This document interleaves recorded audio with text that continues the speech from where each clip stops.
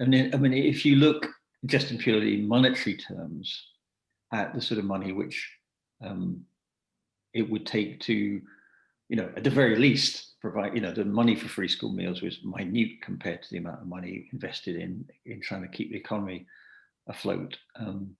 The amount of money that it would cost to replace all the food in food banks with supermarket vouchers or cash, it's minute. I mean, it's tiny in public expenditure terms. So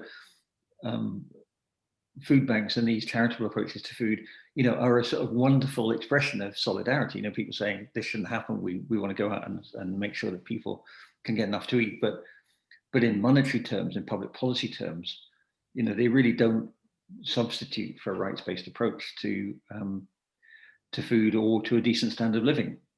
And we got into a position where we were trying to safeguard a lot of jobs, a lot of livelihoods, a lot of businesses.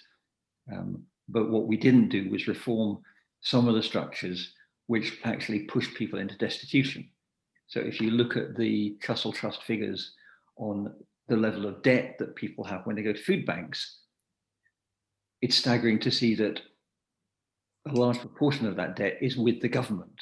This isn't money to doorstep lenders. This is money that people owe to the government, and that 30 or 40% of their entitlement, their social security, is being taken away to pay the government back, and that's leaving them in destitution.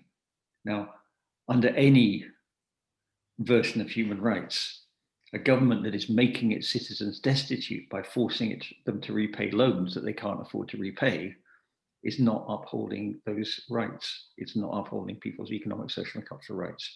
And therefore, if the right to food was in UK law at the moment, it would be possible to take judicial review against the Department of Work and Pensions for the way it reclaims money from people's incomes, because it's not respecting and it's not protecting the right to food.